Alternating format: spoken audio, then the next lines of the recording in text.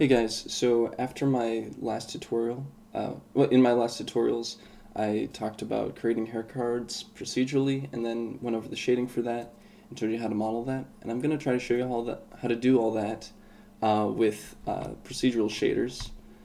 So this, I tried to recreate all the parameters that I used in my hair particle system. I'm going to show you how I make all this, so I'm going to start from the very beginning. But because that's a lot easier than just going into this node, because there's a lot going on. Yeah, so this is just the width. So each of these is an individual strand, and if we just look at these outputs, these are the goals. So color is just the color of the hair, and the mask is what we use to set the transparency, which it's important if you want that effect, you're gonna have to go into the blend mode and select alpha hashed, and the shadow mode can be alpha hashed or clipped, would be a similar effect that matters a little bit less. This is just about like if it's hashed it's gradient, whereas clip it's a straight line that's cut, a cutoff point. So yeah, and then normal I create just to create variation per strand rather than per curvature of the strands. So that's a common misconception about hair normals, I think. So just thought I'd mention that. It's more than just putting over the height of them and then spitting out a bump through a bump map. Yeah. So and then so I use this alpha mask also to combine and add other hairs with this mix shader. So this is my second hair group, and I use this mask to put that out. And then I make sure the position is different with this, which I plug into the vector output. Then I have these two color inputs. I might not get this elaborate in the live stream, it depends on how long the stream goes on for. I just want to do enough so that you can get an idea and I can have fun, and you'll be able to do this for yourself if you study how I put this together. And then eventually, maybe I can get to modeling the hair cards on this model, and I'll go over all the shortcuts and break down how I do that in the most efficient way that I've found. So here, make sure that's the outermost shader. Yeah. So if I didn't just, oh, okay, yeah, taking a little bit of time there because I guess there's some complexity in this, so it takes time to recalculate this, and with different parameters for each of these, it kind of multiplies in complexity. So that's worth mentioning. And yeah, in case I didn't explain it clearly, this is a hair group.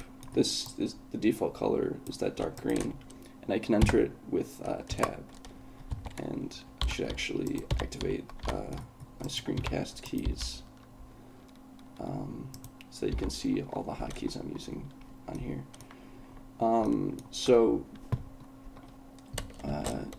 if I go in here, that's where all these nodes are put together, and then I make it so that these create these inputs, and then eventually they all output just to these three. And I try to keep it organized as much as possible. Things get pretty tangled, and that's just kind of the nature of editing with nodes. But I use a frame here to keep it organized. But yeah, I'm going to show you the fundamentals of how to put that together. So I'm going to start with a plane. Oop. And I'm in Eevee render right now, so that's a quicker preview than if I were to do it in cycles. I'm going to do a material view, so right now, because I'm not worried about the overall shading, I'm not thinking about lighting until I mess with the normals and adjust the roughness. Roughness, it depends on the position of the hair, so that's why I'm not creating an extra channel for that. So anyway, let's get started. So we have this principal BSDF. I don't need that yet. I can delete that. Okay, worth mentioning, go to Edit Preferences, Add-ons, where you install any of your add-ons, and Node Wrangler is already in Blender, And if you've seen any shader tutorial, you already know that, and it kind of sucks that you always have to mention that. Yeah, it's important to mention. So to create the hair strands, I'm actually going to use Voronoi because it actually has similar qualities to creating particles. This is going to be 2D, and I'm going to be using the UV output right here. So that's UV is the two coordinates, green and red, as opposed to 3D would be green, red, and blue, which is the same as the navigation points in the upper right corner. So Z is blue, so that's all corresponds. And actually, RGB is the same as XYZ in terms of how it's all put together. And if I plug this in, so there's a coordinate system going on here, and that's what this vector thing is. And quick way to just get these into straight lines is separate the x-axis, so there's no values in this y-axis right now. That's totally 0. But I'm going to actually combine that. And the way I'm adding these so fast is Shift A, and then after taking the time to go in and then be like, okay, this letter's underline T, and then V for Voronoi, okay, yeah, TV. Okay, so I'll say that once, and then, but that's a really useful tip, so keep going back to that. And so I want to adjust how wavy this is. And to do that, you actually are going to distort it, which just means to shift the texture coordinates. And that's just simple addition. I'm going to show you what that means here. Actually, I'm going to not put this here. I'm going to put this in between. So I'm shifting it across. I'm going to create variation there. And and to do that, I am going to have a wave texture, which looks like this. And this wave is going up and down like this in the X direction, which is why it's like, yeah, well, but it looks like it's going in the Y direction, right? But it's about that wave. So change that to Y, so it's going across, and you're going to see what I'm going to do with that in a second. So once I add this to here, it's going to shift it over. And you're going to notice it's actually not perfect. It's slightly better. It's a similar effect if you do linear light, except when you do add, it's not shifting it over.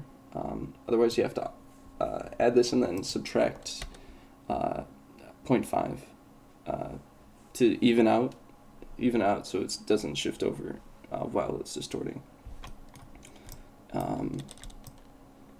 So that's how we're going to get that, and then I'm going to multiply this by a noise texture. So TN, Shift A, TN, and FAC is black and white. Don't need to deal with the color. And so that doesn't look like much yet. If we scale this, you kind of see the variation. So I'm keeping in mind these are parameters that I'm going to want. Maybe I can, plug in some values here. So set that to 20,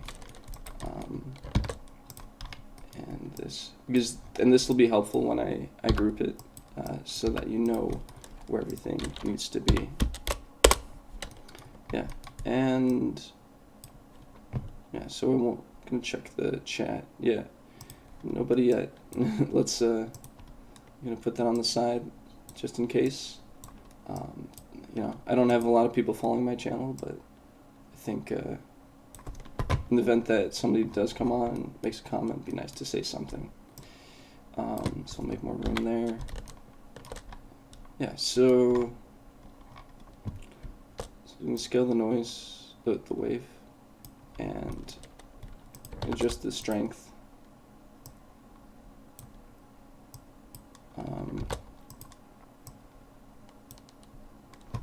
Ooh, yikes.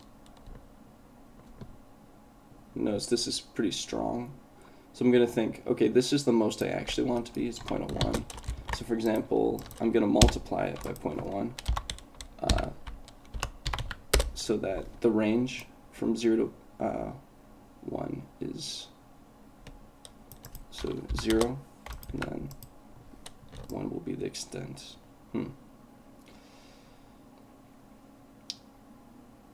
So let's do that. So when it's 1, they're going to be the most. Yeah. So that's a good value for that. And adjusting the roughness.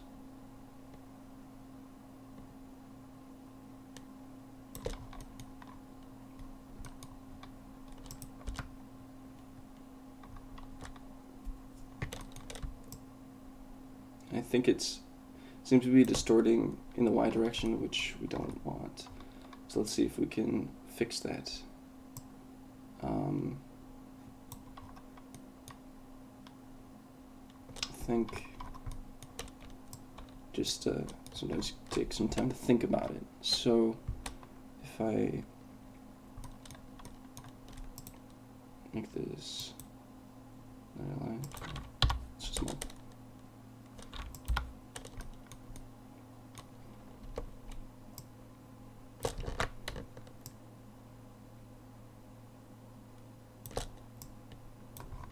So let's keep track of the values. So I'm just gonna, if I open this tab menu, this is the type or the name, and then this is actually what's going to show at the top. So the label is going to be,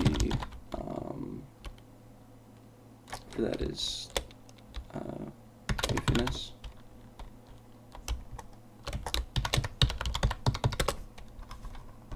Instead of combining these, I'm just gonna combine them up here. So it's control drag, the right, control hold right click drag to do that, to cut that.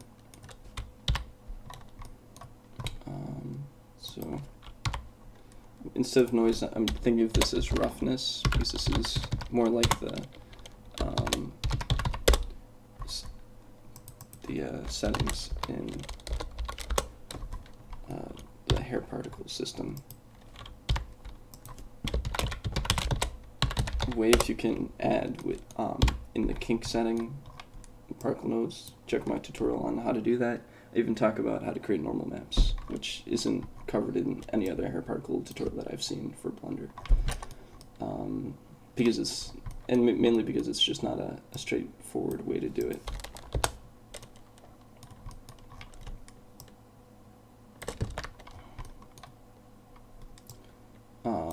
Okay, and here's the reason here's I realize why this isn't working.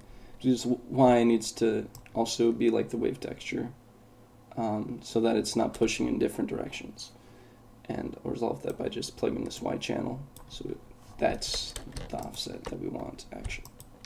So a little correction there. I figured that out during the stream. Yeah, and so can adjust the scale here. It's a bit much, so it's gonna involve some value adjustment. Keeps the detail down to minimum. Okay, wave scale. What's this? Oh yeah, and this shouldn't be multiplied. This should be linear light. Is that, or L? Okay. So there's roughness, and then this is not connected to anything, so plug that in there, and then this in there.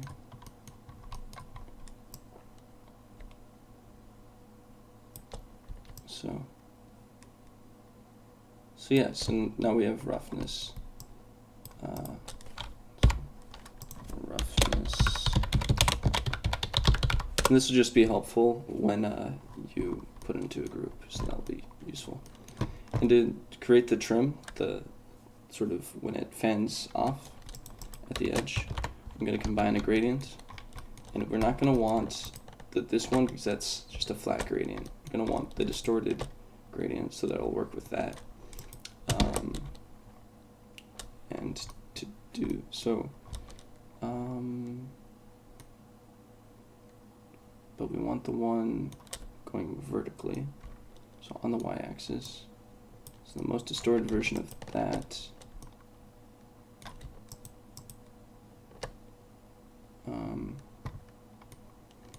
is that. Oh wait, sorry, I'm thinking ahead of myself. I'll get to what I was talking about later, but I'm hoping you're enjoying this just as a live stream kind of challenge thing, and just looking at how I think through this. And the first time you go through this, you know, it's normal to struggle with stuff.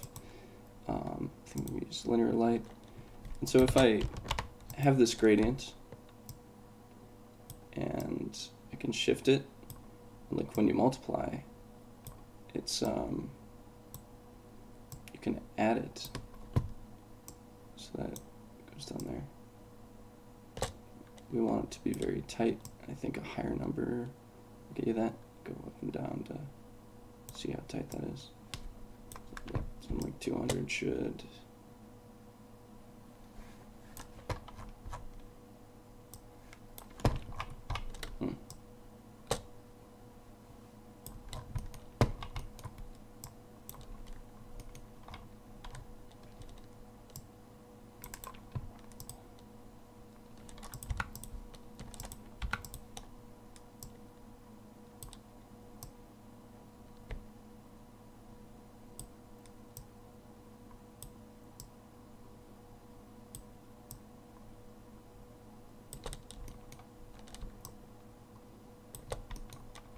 Oh, sorry. So this actually needs to change the multiply. That's what I realized was wrong there.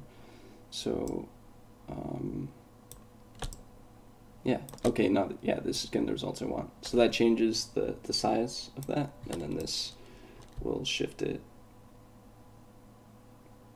So, but we want it so that when it's at 0, it will be empty, and when it's at 1. It'll be full. So 0, 1. So we actually want to subtract 1. We could add -1, you know, same thing. Okay. So now when this is at 1, it's full. And once it's 0, it's not.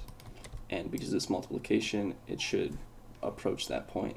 So I'm going to have a value for both of these. Let's keep that at 1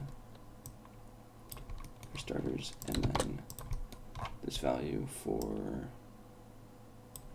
let's try 5. And so there we have pretty much an alpha for our hair. And to mask off the section, I'm going to take this node and multiply it. And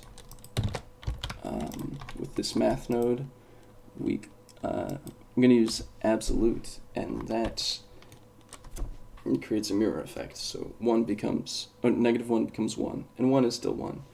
And, you know, -2 is equal to, absolute of -2 is 2.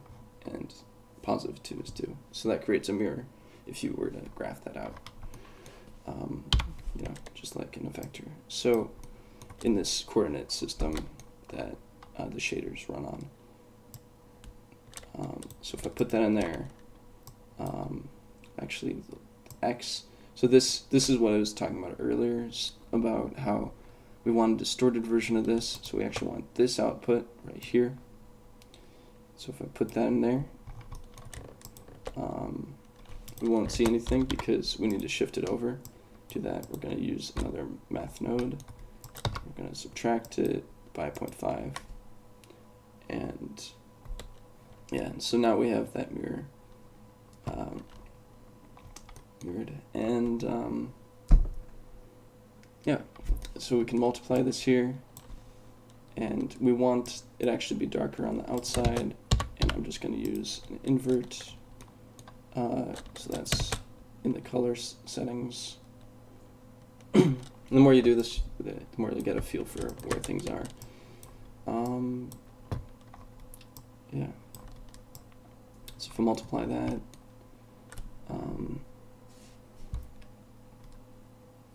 completely, and then I think I'm gonna have to, if I look at this, interesting. Let's try clamping this, see if that gives us the results we want. So clamp makes a cutoff point when you're at a certain value, I think above 1. So let's try inverting it here.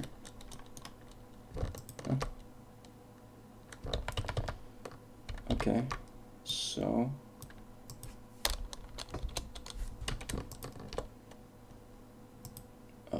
so it's the clamping that's messing that up. So so the gradient's there, I just need to adjust it. So I'm going to, again, add and multiply. It's the main thing. So just like if you learn transformations in school, adding shifts things and multiply changes the scale of this. So in a 3D space, it's literally multiplying coordinates, and that's how that's possible. Yeah, so there's a setting for the width of a group of hair. So we have this. There's this kind of weird thing going on here, and that's because of clamping. I think I need to clamp this node right here. I don't totally understand how that works and why that is. I did briefly explain clamping just a minute ago, but yeah, so there's a strand of hair. I think I would use a curve just to flatten that out. Maybe I'd like some fade over here. If not, you could probably make this even sharper. But yeah, and so there we have our alpha output, and maybe I can plug in a shader just so it's easy to find. And then for the base color, it can be a number of things to determine that. I think I'm going to want the hue variation, or I'm going to want to be able to set the variation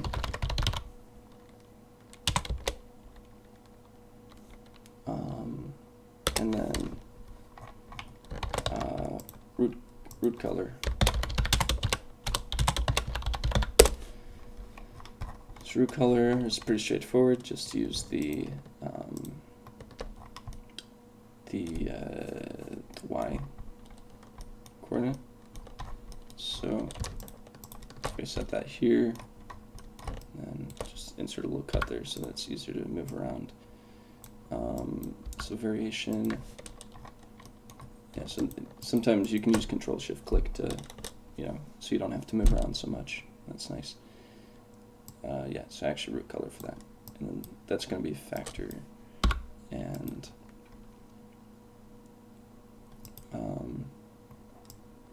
then variation will be plugged into there. And then nice thing, a good tip is like if you have a complex node network and you just want to make changes and you don't need to see it, just set it to something early on, or a node that isn't connected to anything or much. Yeah, so you have that, and then variation. Let's see. I'm going to use this color input, and I want variation in the value. So I'm actually going to convert it to black and white. So convert RGB to black and white. So otherwise it's color, and I want it per strand. The variation, that's the variation I'm talking about. Maybe the title could be a little more specific. I think that works for me for now. And then, yeah, so if I look at this,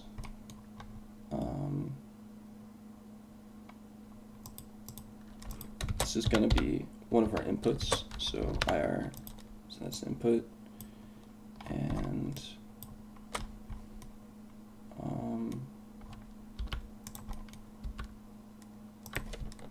these nodes get kind of a mess, so just shift right click and drag to maybe make that a little more organized. So I'll put that up here for now. And same for the root color. So let's name this color. And then the other one will be root color.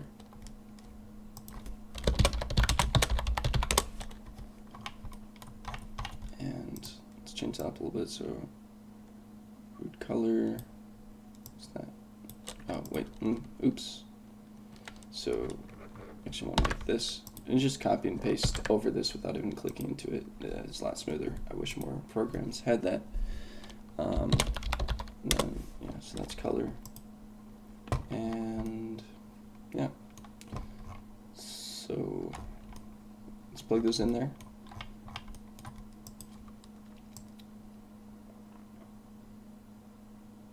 So right now it's just mixing between those. So maybe we can change the blending settings here.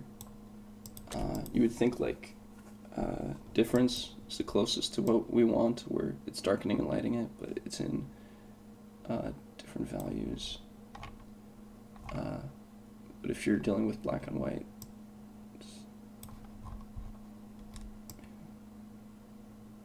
yeah, this is probably closest to what we want, but like, you know, you end up with more blue than you have red in the end. So it's kind of, maybe be gentle with that. And then for the root color, so this, did I plug this into, yeah, so that's the Y, and then I'll plug this to there. So, that trick again. And control drag, right there. So now that's a gradient.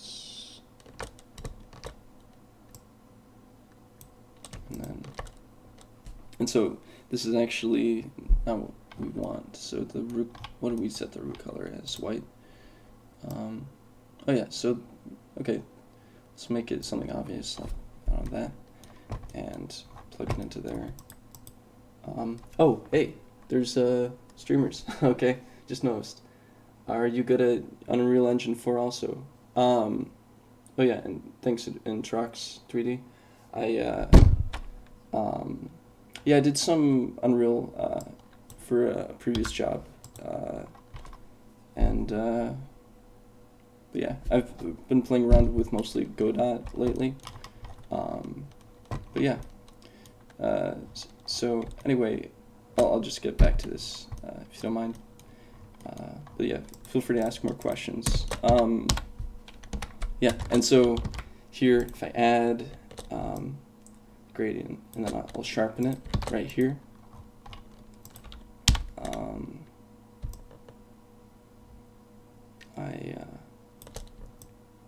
So just like we did earlier, so that'll adjust the range, bring that up. So now for this case, we want when it's at 0 to be up here. So let's add that one time.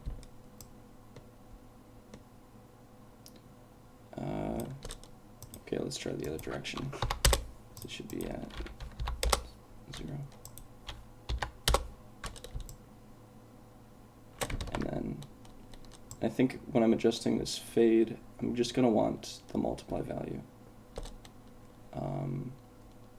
So now it's doing the opposite of what I want. So I'm going to actually, instead of multiplying by negative, invert's going to actually give me the value that I want.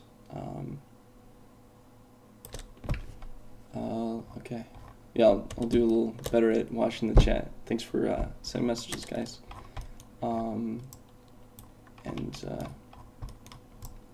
Yeah, cool. And so, yeah, there's a root color.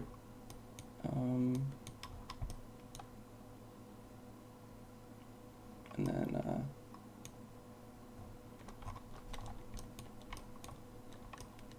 yeah, back to, did I finish with this? Yeah, okay. And then, so you combine these, there's the alpha, strands are looking pretty dense right there. If if I adjust that,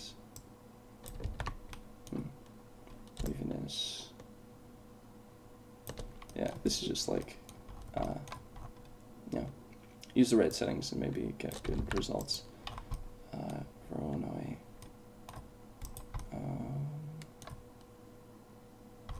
Okay, so this is going to be another input, and that's an important one because I'm just going to call that, make sure that's selected, density.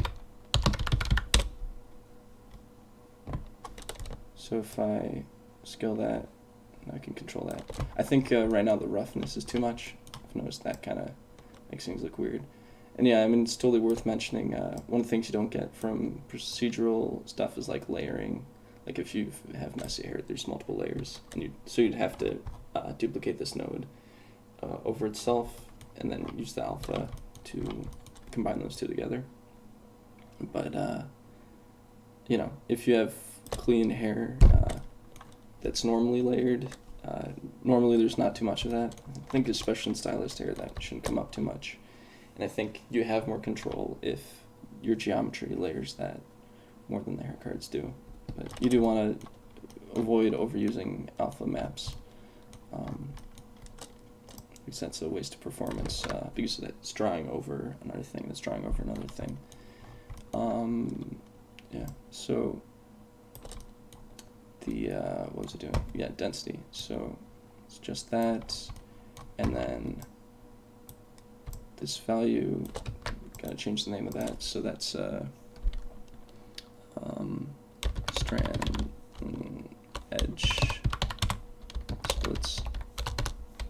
It's not what they call in the particle nodes. I don't know. I mean, that's just an important thing for hair that is kind of specific to this setup. Going for the more stylized thing. And yeah, so root color, that's kind of cool. Happy with that.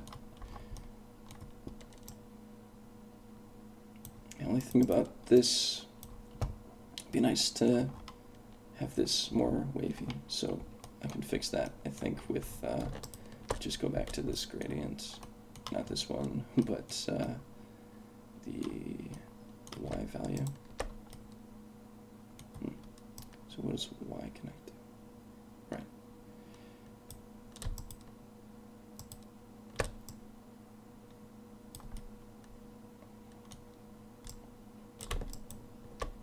Alright, so let's think this through.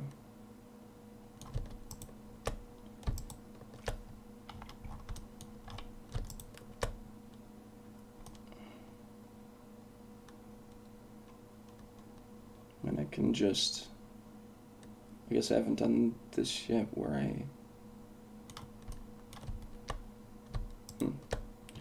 that goes there, and I'm watching the chat more if you guys got anything to say. Just could use the practice of getting better at checking it. It's kind of the first time I've had the chat open during a stream, so yeah. So noise.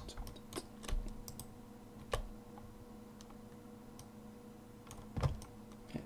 So Y.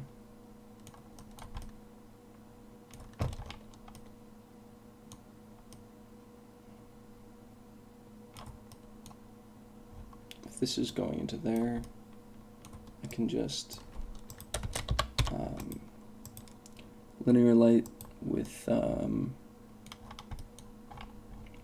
noise texture, and again, linear light is just adding it, but then subtracting it by 0.5, so that the fall off is linear. Look at this. Yeah. I'm just gonna have a low value for that, just so it has something to work with. See how that looks. It's kind of a cool effect. Yeah, but I'm just going to adjust it with the fade right here. Yeah. So this, create another value for that.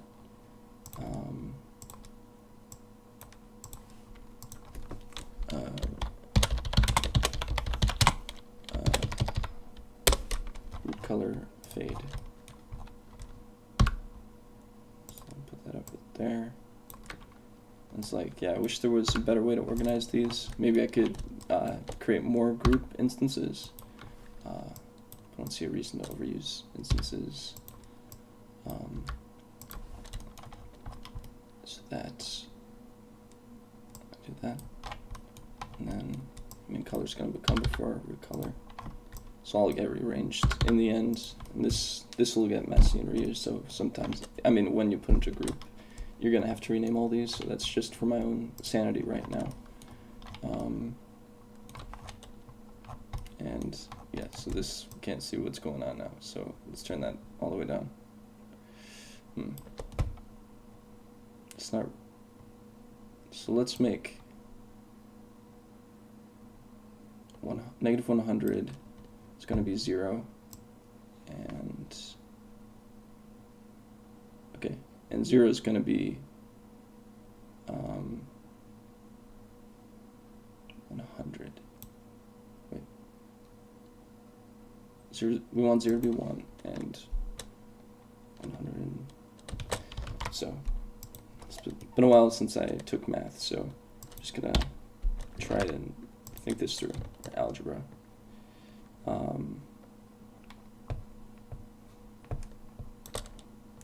So multiply,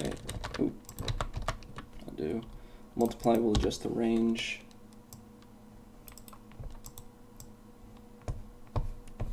So if I turn that up,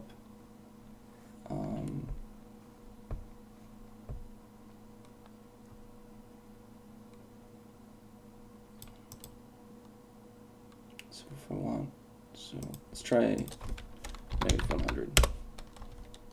So now when this is 0, this is like that, and then when it's 1, it's that. No? Okay, yeah, that's not what we want. Okay, extent value 100.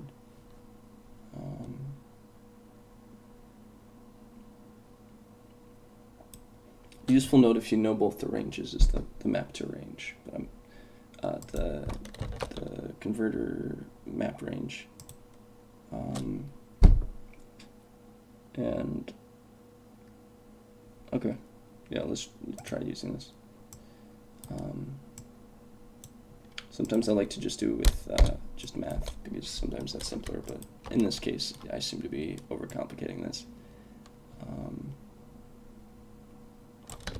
Yeah, so let's just bring that out, and let's see. Okay, and I lost myself.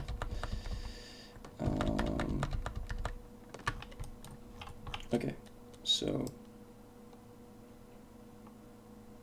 50 to 1. So let's divide by 50.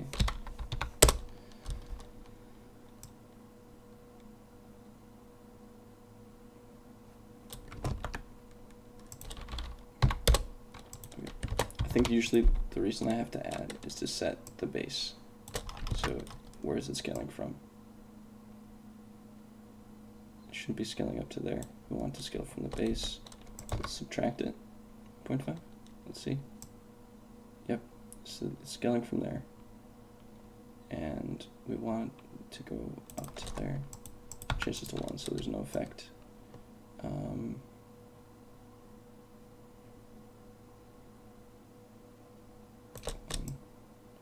Don't want that to be the biggest value. I think 0.5.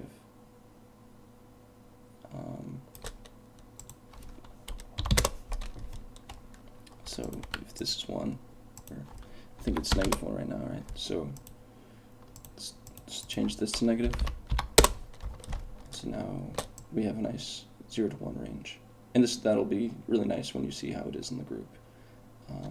Because if somewhere to use this, you'd want to know like what range to have it in. Yeah. So, but yeah, let's bring that way down. Wait a second. Am I still doing that? I'm still doing this wrong. So 0. And then, well, yeah, because I switched to negatives and now the range is all backwards. So when it's 0. So what did it look like when it was like this? Okay, 0, and then 1. Okay, so let's try multiply. 0.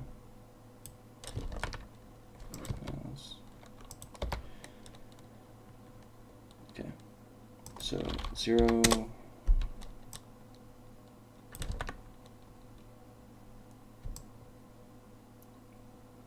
Still scaling from, wait, so it's going to that point right here. If I bring that up, so that's good. This is right, and then this, just need to figure out, okay, bring it up to 1. So when is this full? 0.5, negative 0.5. Just how I had it before, right?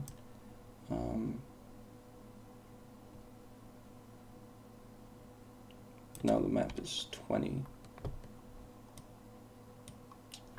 So I think it's because I invert this later, so that's confusing. Yeah.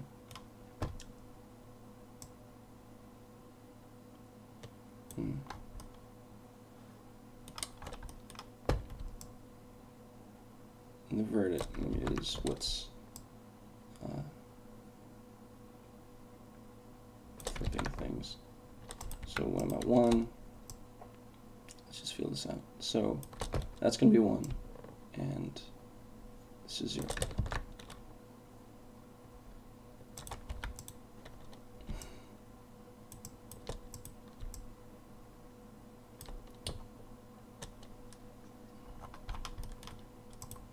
Click that so it's highlighted, so it's easier to follow.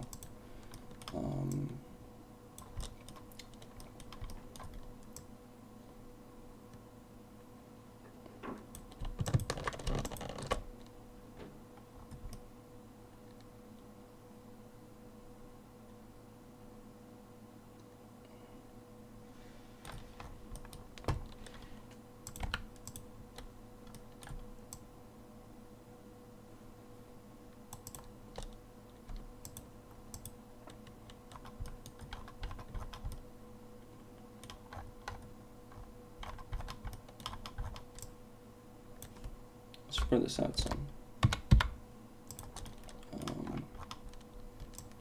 Just scale all this out.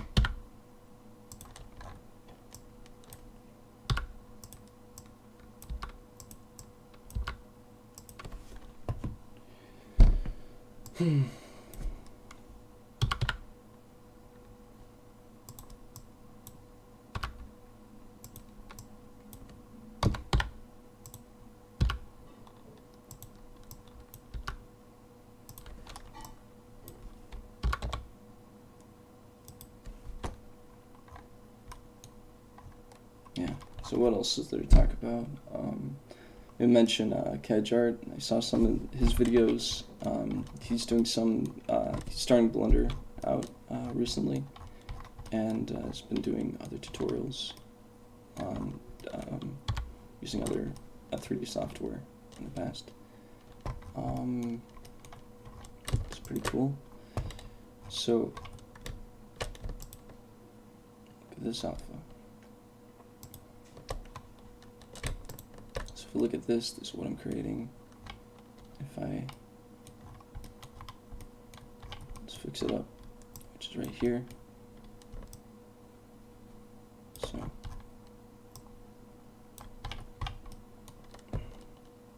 it's 0. It's going to be no fade.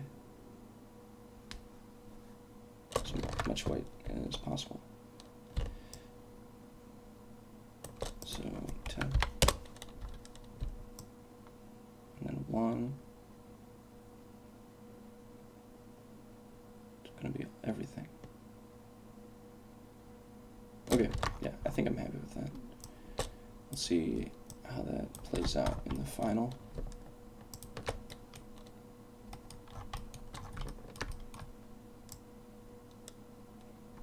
Yeah, okay. I don't know how I ended up there and how I exactly tripped over there, but maybe you can piece that together and learn from it.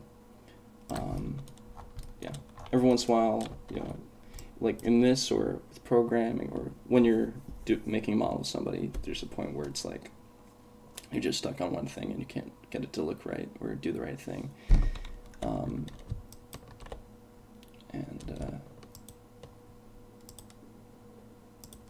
Yeah.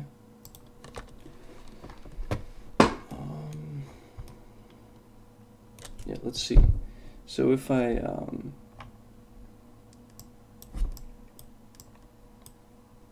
bring that in here.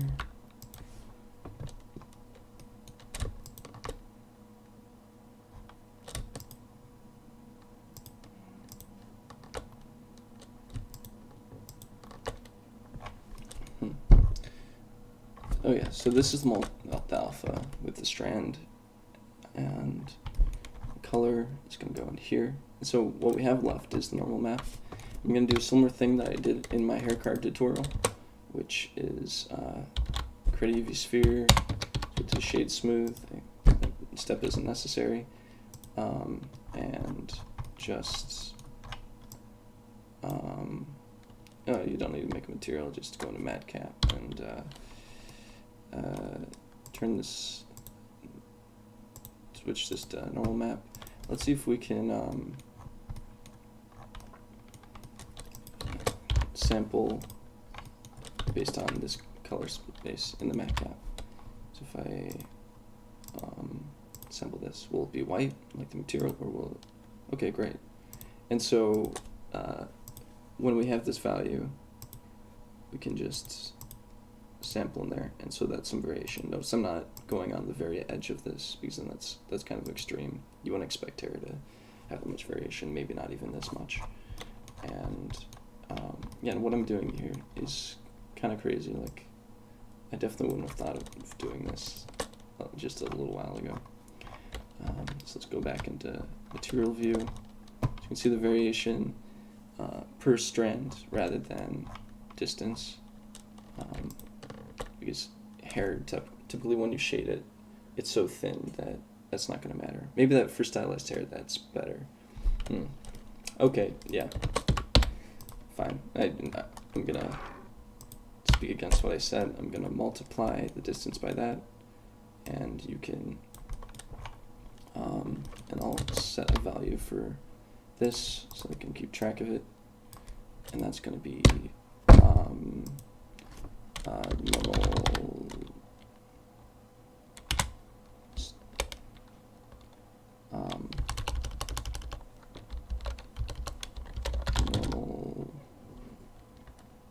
curve, normal object,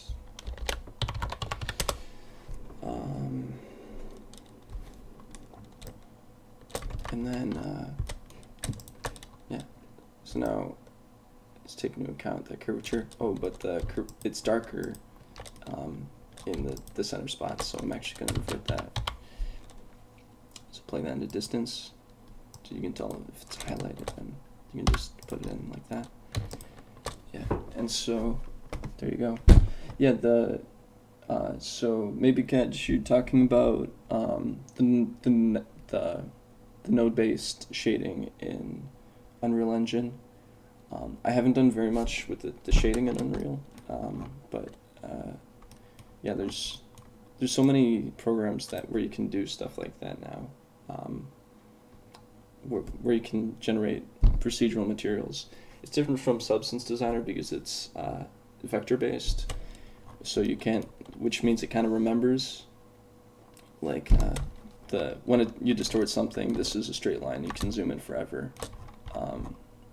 But which means it's hard to do things like blends, and that's kind of what gives Substance Designer its flexibility, whereas this is vector based, so which is cool because it's infinite. I'll probably talk more about that in a future tutorial, just make it more searchable for people. So I have this normal map, and if you remember, if you've ever set up a normal map, you probably know that if if you have a texture, image texture, it has this color space, RGB, and you need to change this to non-color. And that doesn't mean black and white, it means a different color space. I think in Unreal it's linear or something. And really the closest thing to adjusting that is adjusting the gamma. So best way to adjust that is right here. And so we can see, this is kind of like what the shading looks like when you are using non-color data.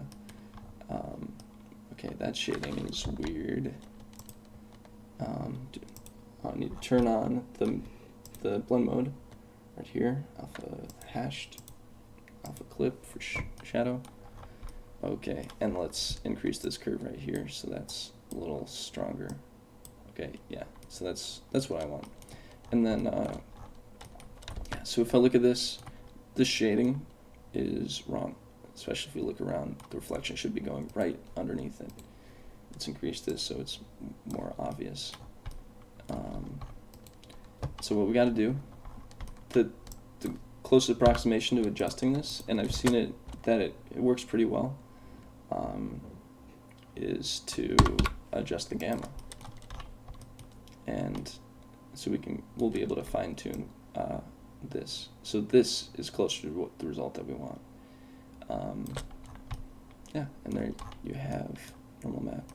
So kind of want, it's not very, I guess we'll adjust these values. So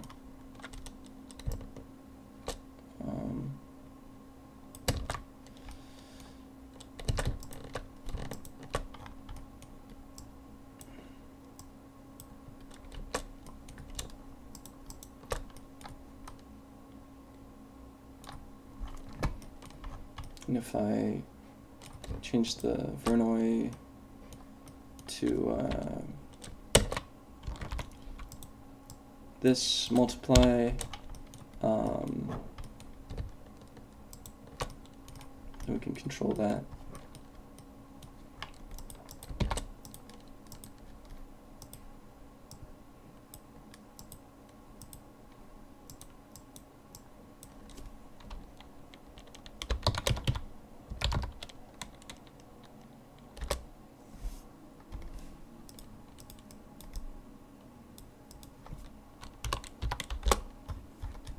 Name that normal strand, normal curve, normal, how about just normal true? It's the true normal, and that'll cap at 1 because it's in that shader. We can adjust that. It's just more variation.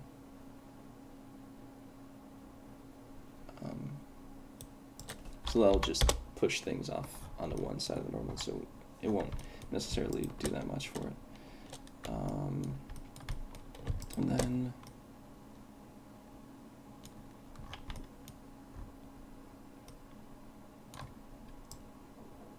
if we turn, like, see if we turn this up, it's not perfect. So I mean, if anybody has a way of adjusting this, I'd like to know, because it works here. And if we were to apply it to our model, we might run into some issues as well. But yeah, this is really the whole node setup for this. And right here, I'm just going to quickly put these in groups, so that we can reuse this and to create a whole hair card setup. I mean, maybe it's faster and easier for you to just copy it over, and then I guess if they're in this, interesting, I didn't realize if they're in the same position, they turn black. No.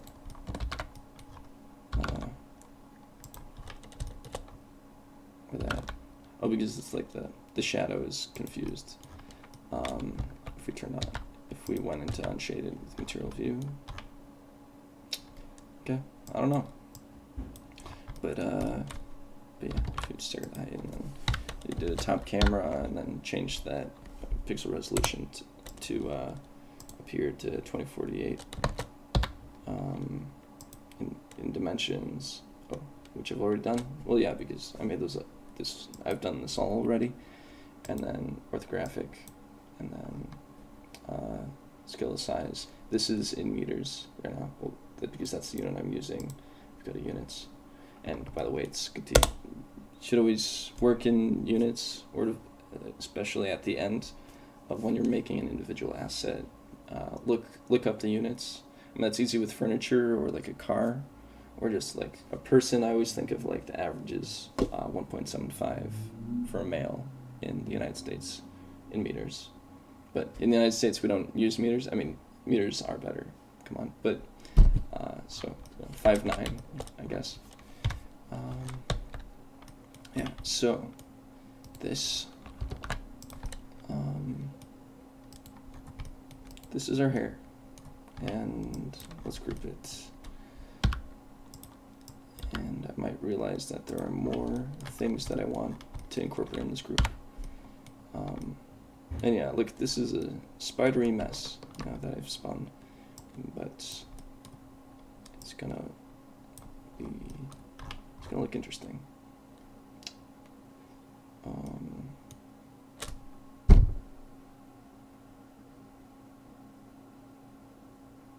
So I could just have the shader and then have the alpha as an output. It's a normal map, and the root color would be part of that.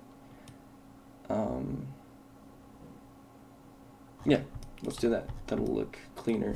So that's a little different from what I originally did, but I think this will be a better idea. So actually output. I think we can add. I just add that other output later. So I highlight this, and I press Control G. Now this isn't a group. I can get out of it with Tab. And notice now I have all these values, very specifically named and smartly named. I mean, I wish they would take these. So maybe there's something missing there. I don't know. So let's scale this in. Just bring it a little closer. And this is SX to scale vertically. I wish my hotkeys would show that. But that's the plugin that exists, and I'm going to have taken the time to program that. Yeah, so, yeah. Sorry if I didn't respond earlier, guys. Like, I feel bad now. Like, if you got something to say, feel free, ask anything. So if I click this item, I'll manage this node. So if I go in here, so I guess when I'm inside the node, I can work with these.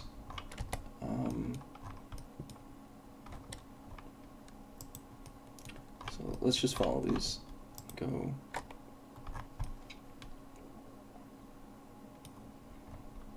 Sets of waviness, which is under fac.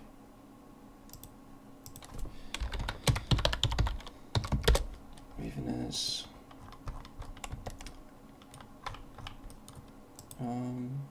Color.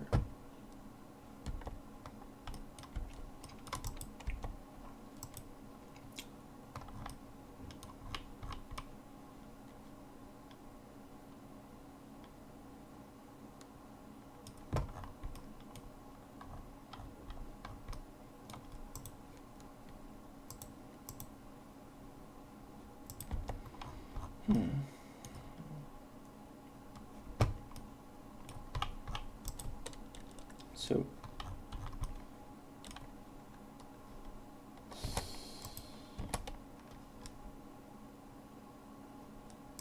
click this node.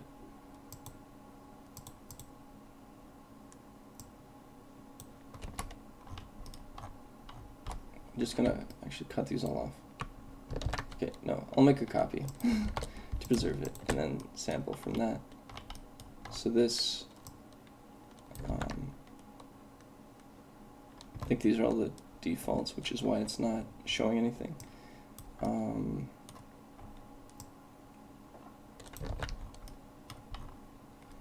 God.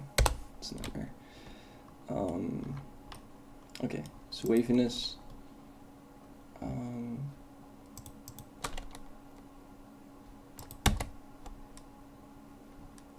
Node.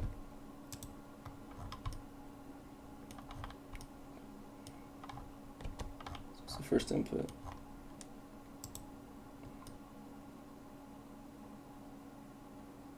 It's texture coordinate. I don't want that as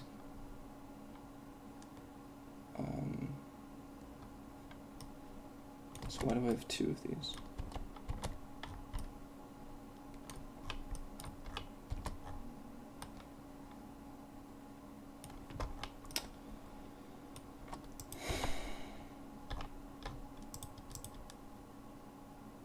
Just gonna want one, and scale. It's probably for one of the textures. Not sure which one.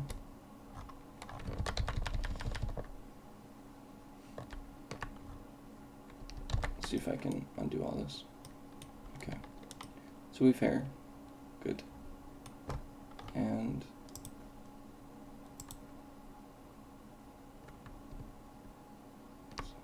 okay. So the scale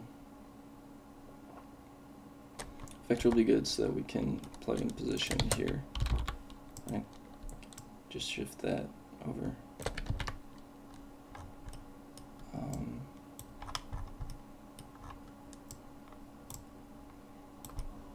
And then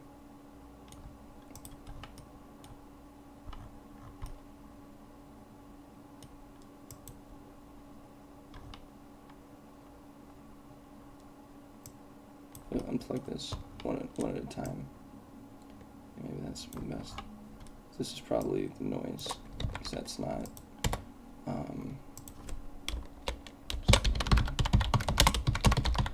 The roughness scale, and then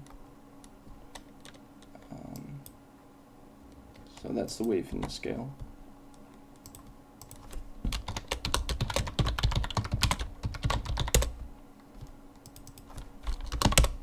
And let's make the default like 3, I think.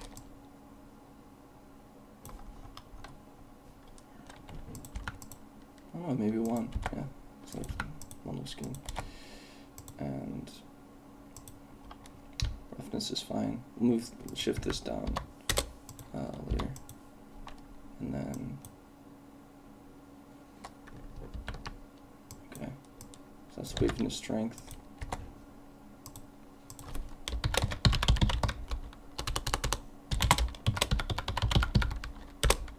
Waviness is funny, too funny of a word to include.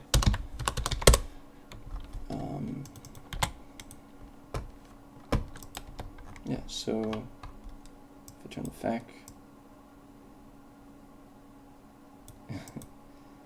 okay, there's a roughness.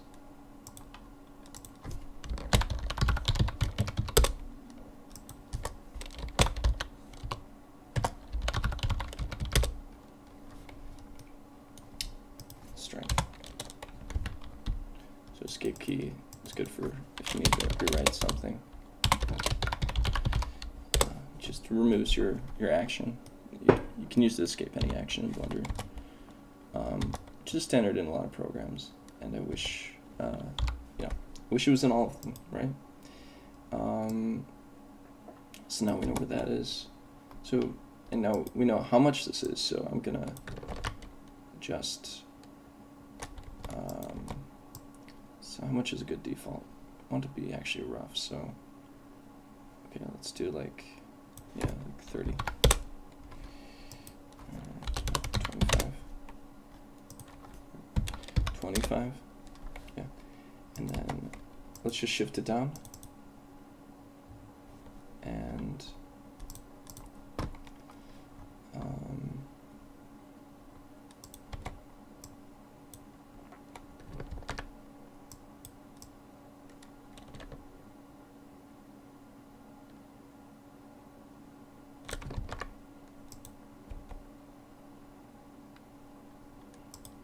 this is the length. let's see, but this one is the, yep, the, what did I call it over here? The edge splits. Yeah. That's split strength. Split strength. And okay, I think I just renamed the wrong thing. Yep. So this is split strength. Kind of a sloppy typer. It's a bad habit to break. So this, I think, is the root.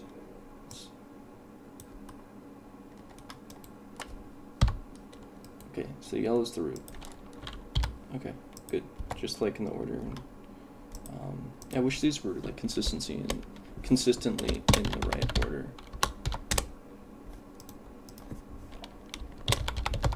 Instead, so you can read that as color. I like to start from the biggest thing, then the smallest thing in my naming.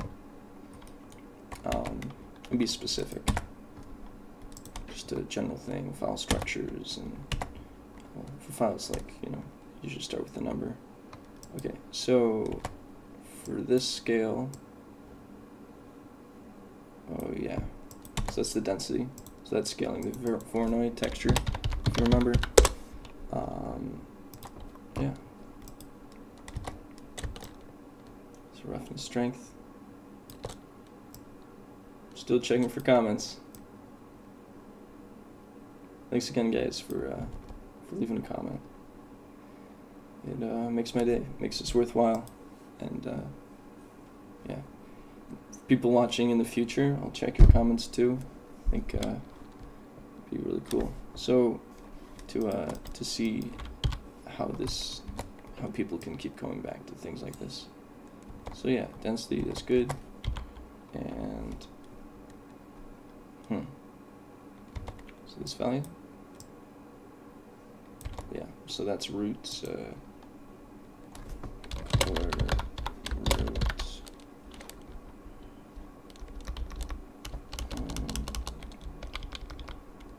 Root strength.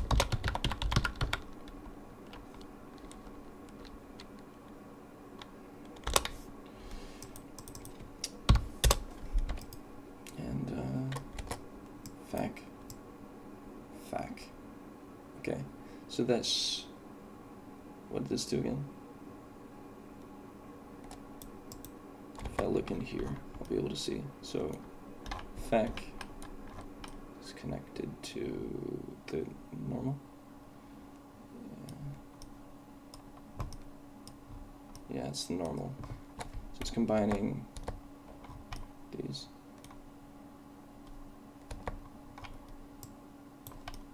So if I go into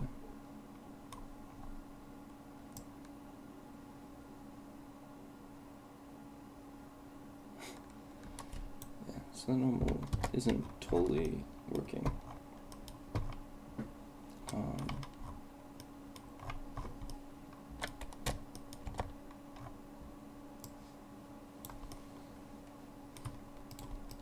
Yeah, I just haven't figured out a way to do this perfectly. So, I mean, it'd be nice to,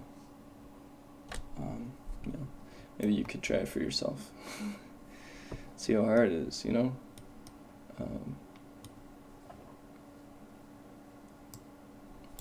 So just call that normal bias. It's pretty generic and not very specific, but like, I think you don't even understand it until you try it, so I guess we'll just leave it as is. So, here, okay, so I'm hoping that's the normal strength, because that would be a useful thing to adjust. Let's see, so this last input,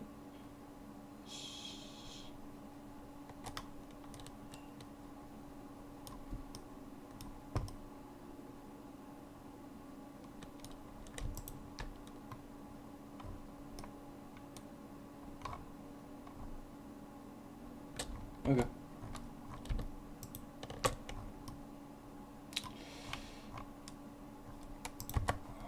So let's just call that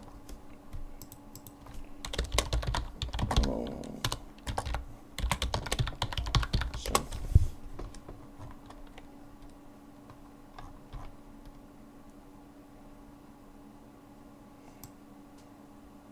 Yeah, okay, so if we drag it down, see, we can see all these.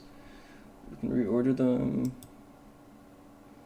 I think stuff like width. Oh, where's width? So we took the time to adjust that.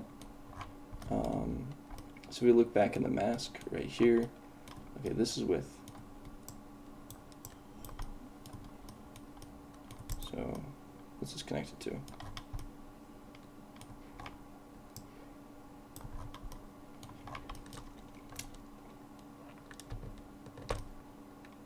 I think we just wanted one value. It's gonna be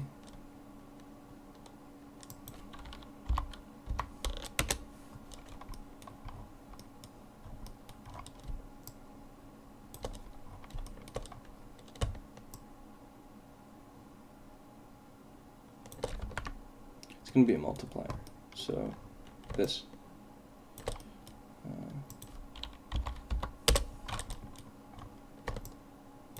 This is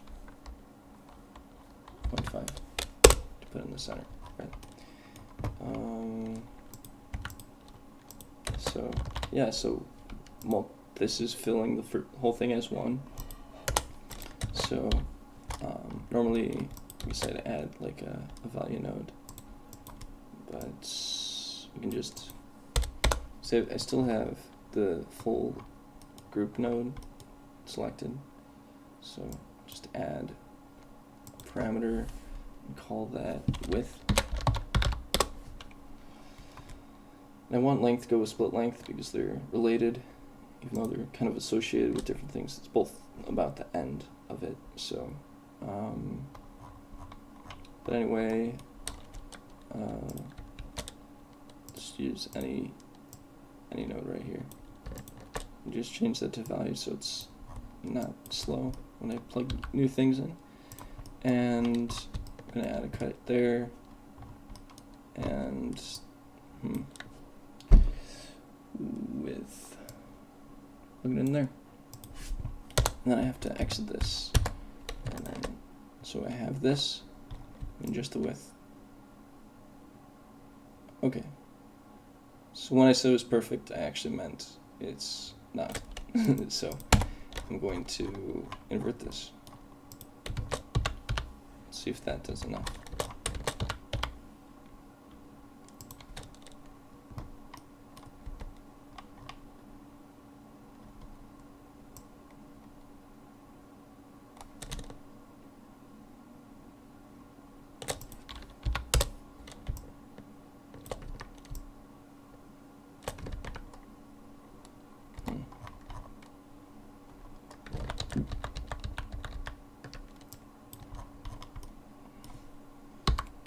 Doesn't work there. Let's try it at the very end.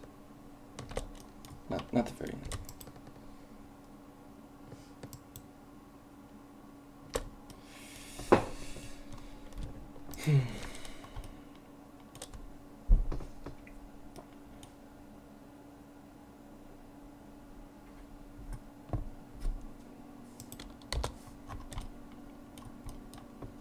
Okay.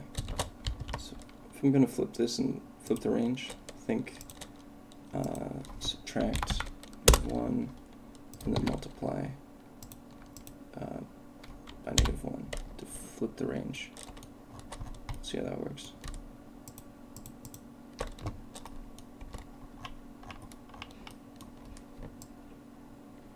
So now 0 is that, and 1 is that. Very nice. So that'll just be 0, 1.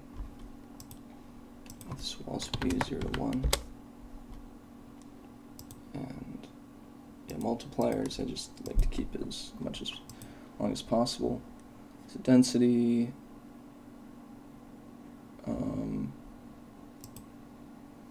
root strength. Yeah, I'll just keep it as is. And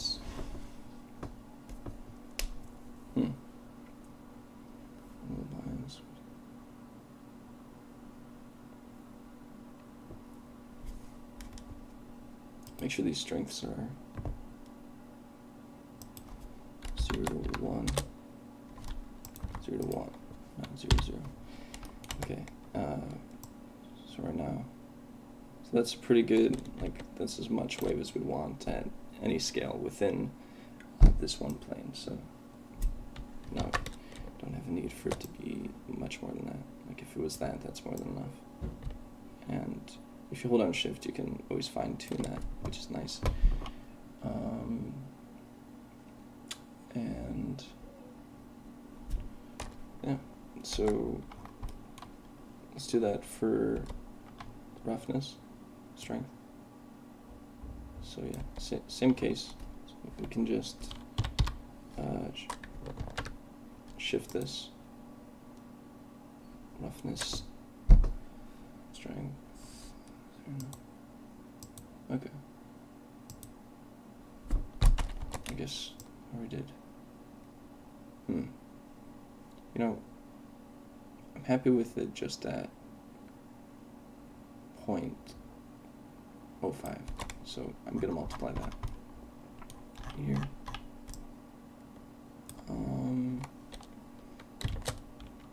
You just kind of like move around until it's highlighted.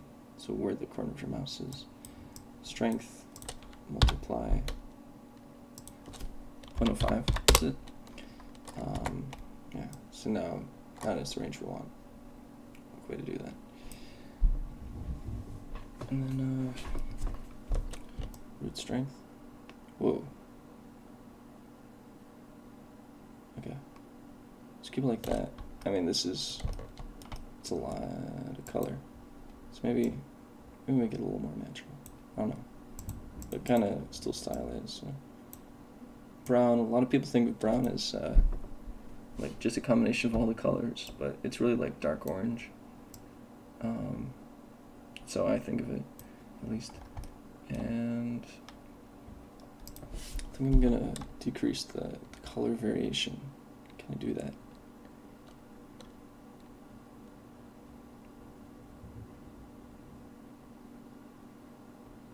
No. So let's go in there. It's good for showing you guys how to debug the root color. So variation, this is the value we want to adjust.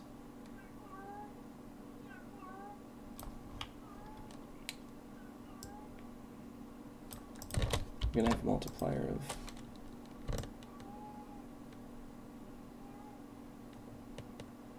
0.1. Which is multiply. And let's add that and put it with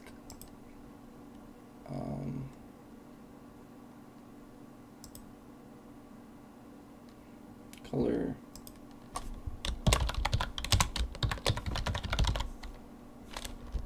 variation. Yeah, so if I plug that in there,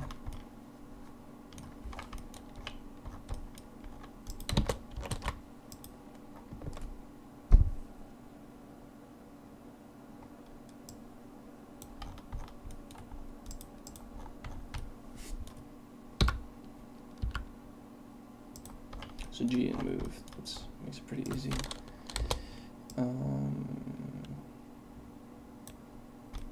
Oh right, duh, a 0.1.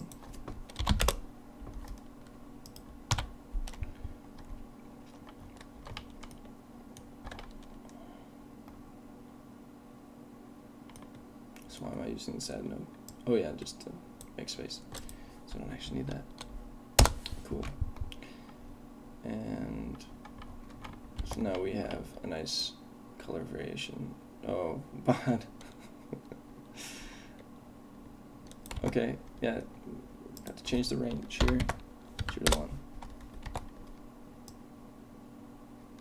Okay.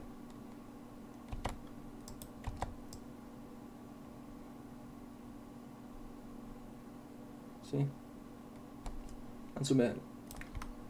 The difference, I guess, is making things darker and lighter, and also pushing it away from brown, which is a little linear.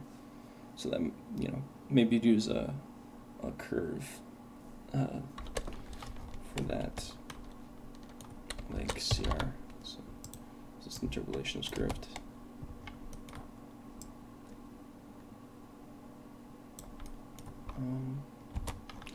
But for the purpose of this tutorial, I'm not going to. Cool. There's a temp viewer, interesting. Create a node, cool. Yeah, so let's name this hair group. Caps lock. Classic mistake. So yeah, and we want more outputs, right? So we want BSTF, cool. Alpha. Where's the alpha? The alpha is right here. What? Oh, yeah. Okay. And then alpha. I could just shift that over. That would have been good. And then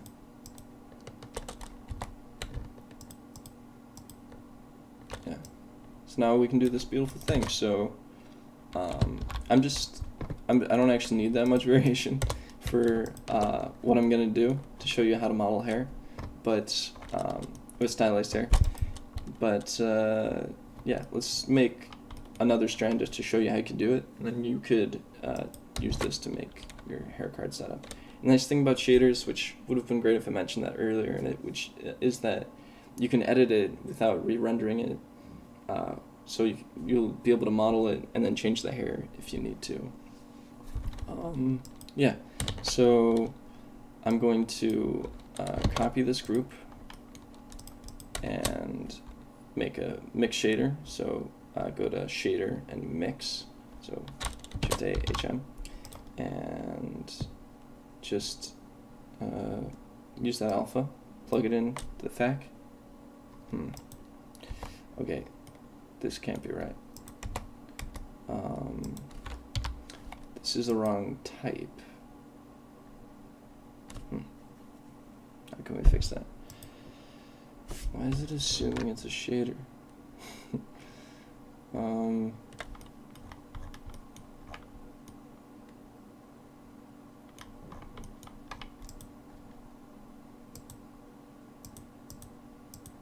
can we change that?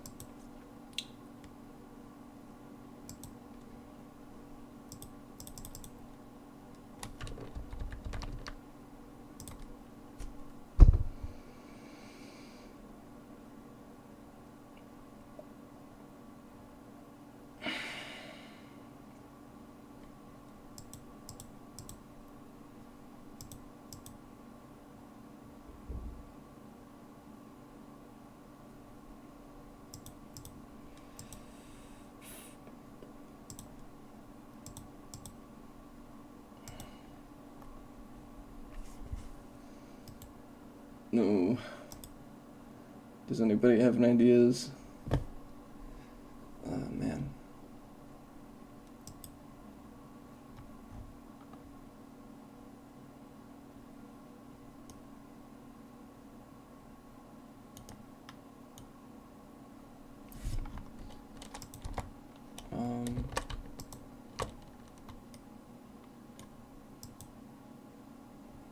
Okay, well, there goes that theory. If I were to regroup this, can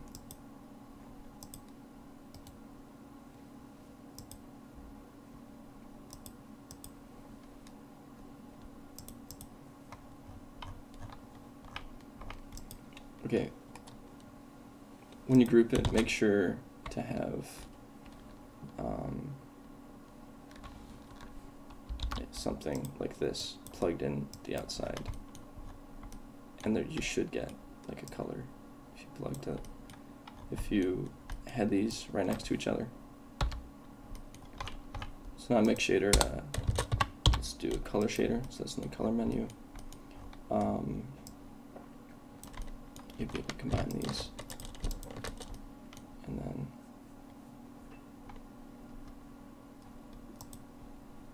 then maybe I can change this color.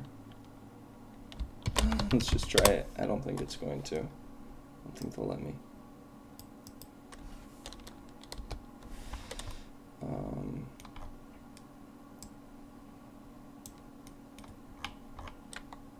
Okay. Control Shift click. Okay.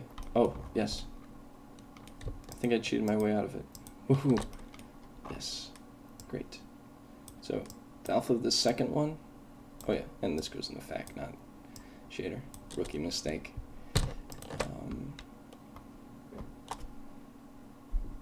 And you will now have the same thing. So you have to move it over. Oh, fuck. Sorry, language. I mean, I'm typically okay with swearing, but like, I don't know who's watching, so I'm sorry about that.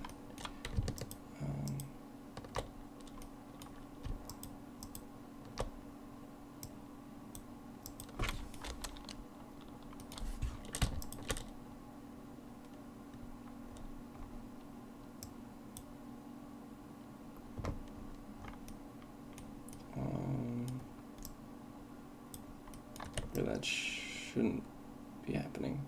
I swear, like I did this all before, so I don't know, yeah. So, I don't know how to do that. I don't have a solution for that, but I will show you how to make hair cards, because somebody asked in my last tutorial, like how do you make positioning it easier? And there's a lot of things you can do to make that easier. So if I look over here, I like to use mesh geometry. A lot of tutorials have you using curves, but the issue with that is you can't see the texture while you're modeling. And then if you don't have the texture, how do you know how much you need to model? Unless you're not using alphas, which for some hair you might not need to, especially if it's stylized hair. But right here, we have an alpha. It's probably more fading than we would like. Let's open that again and go into the group and find these edges. It's a lot sharper, right? And so if we adjust this. Okay, so when modeling this hair, I mean, you would have to render this out, because if you open the UV editor, there's no image to work from.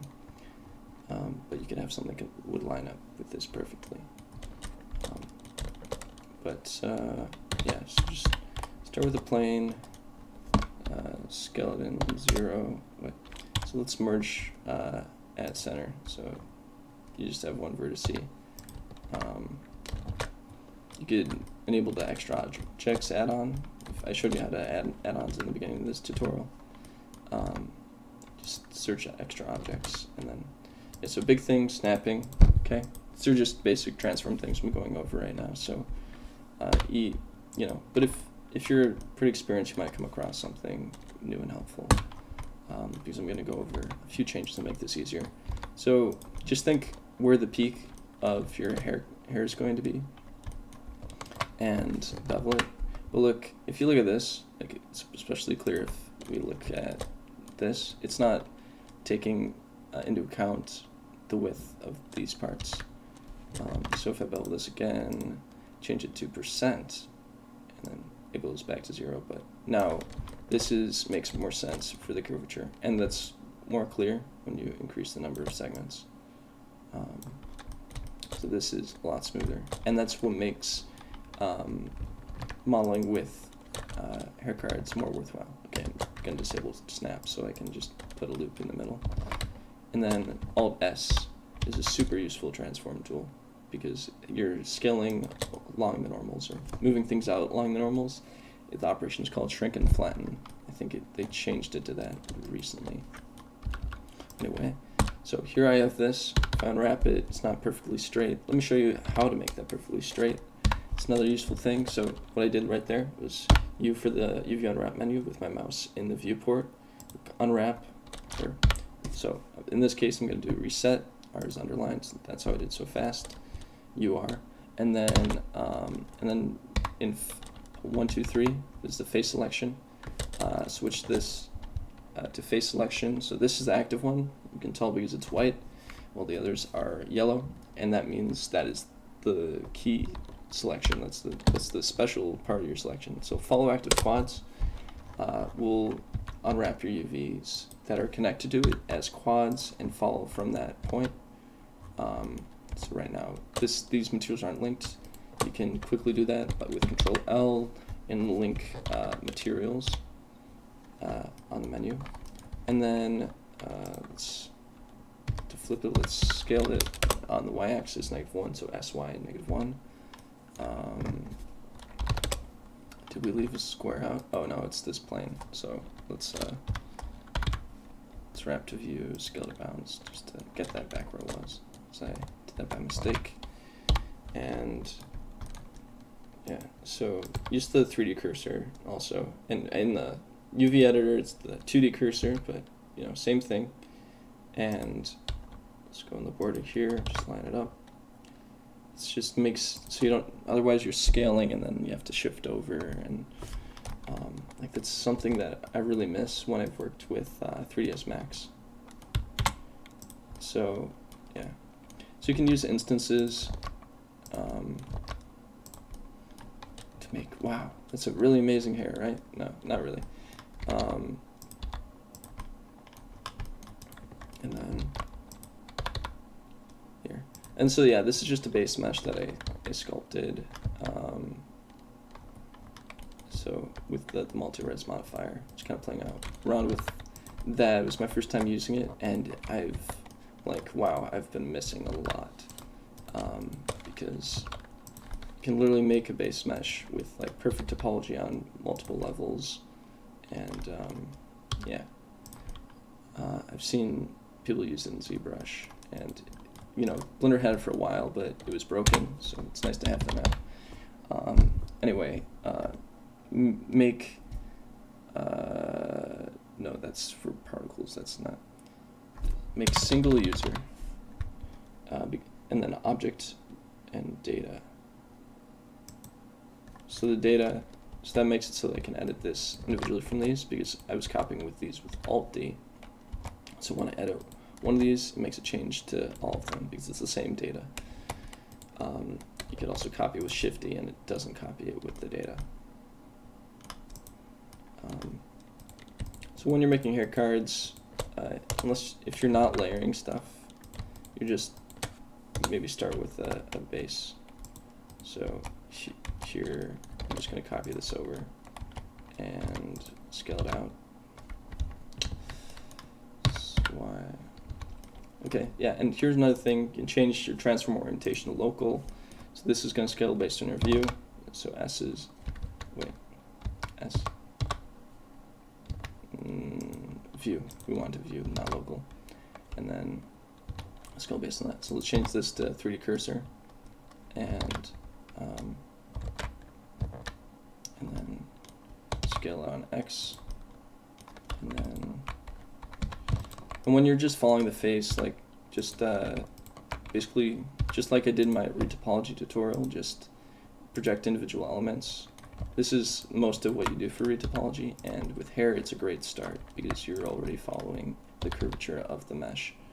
So I have that there, that out there. When you rotate, it doesn't snap yet. You have to do that with the move and enable snapping. So so to flatten that out, I just scale it as x1, scale it on the x-axis by 1. And because I just extruded this, like this is all like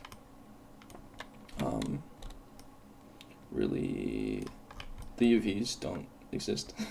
So I'm just going to use this and press V to rip your seams. So that separates it. So now these are extra. But in a model, consider that every time you have a seam, a separation point in your island, you're doubling your vertice count, because that's a whole nother data point that exists in two places.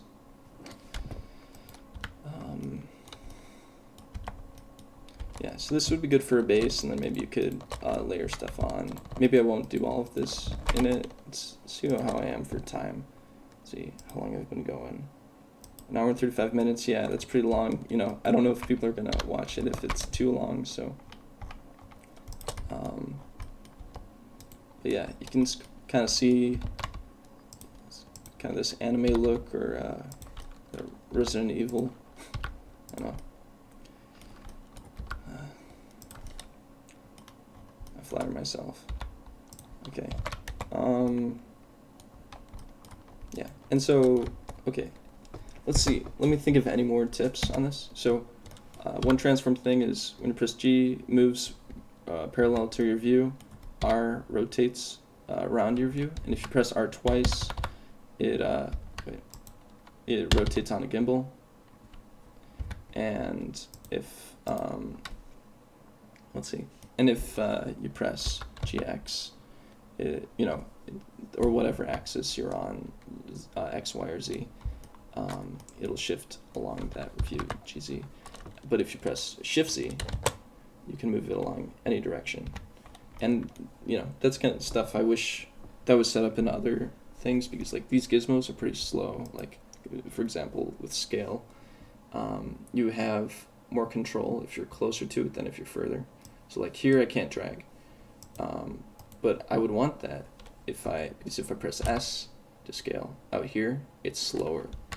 And if it's in here, there's more power and it's bigger. So that's more control and it's easier. And yeah, and then it can go on forever because your mouse cycles over the page, which you can't do with the gizmo. Well, I guess you can, but for me, not as comfortably. Maybe that part is a personal preference. But nice to have these because, if you're teaching somebody and they're not familiar with 3D, just having a physical thing to associate with is helpful, but that'll slow you down in the long term, I think. But yeah, art isn't all about being the fastest. It's about having the thing that looks the nicest and, putting the time that it'll take to do that. Okay, and final thing here. So, for proportional edit, is important for smoothing.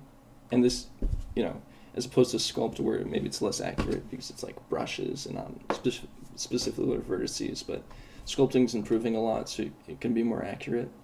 So maybe that would be a good part of your workflow. And then, so mainly smooth and the sharp offset are the best I find. So sharp not for this part, but for the ends, it's kind of like the opposite of smooth. So if I wanted my hair to go out like that, which, yeah, why would I, right? So, like, for up here, let's see this in action. So, use the sharp, bring it over. You can adjust how smooth that is. Alt S to bring it up. And then I'm going to use, smooth to bring that up. So the top, you can toggle that with O, and you can bring up the menu with Shift O. And if you have this, with these pie menus, if you just remember where they are, you can quickly switch out of things. Like with object mode, I always just know to go left, or with sculpt, I know to go down. There's these little things just to make things easier for you and save you time. So that's really everything I have to show with you guys. Maybe I'll bring this guy out to the finish point at some point. I think it's really important that you finish your own projects and that you're motivated to, just try this for yourself. And, the best way to learn things is by trying. And I hope this inspires you to do stuff for yourself. So yeah, I really hope this is useful. And oh my God, my blue screen is horrible. Been adjusting it. I think the light got a little bit brighter today because where I am, it's it's kind of the morning. It's 10:36 a.m. and so there's a window right here.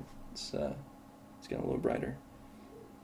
So I hope you guys found this useful, and I look forward to doing more stuff like this again and posting more videos. And let me know what you guys think. I'm still figuring out what I'm doing with this, and I'd like to make money out of it, but you know, I want to make content that it would make sense to charge for. I mean, I think education should be free, and like, what's the point if I'm making videos for free, but you know,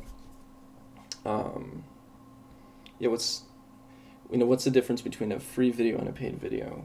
I'm still figuring that out. So you know, maybe I could post these contents in node groups. I'm curious to hear your thoughts. That'd be worth it, because I mean, I think, you know, having a pay thing is almost helpful for this, because then it's like a push to make that for yourself. I'm curious to know your guys' thoughts, and yeah, maybe I'll put on a Gumroad. So yeah, let me know what you guys think. I hope you enjoy this. So thanks. Bye.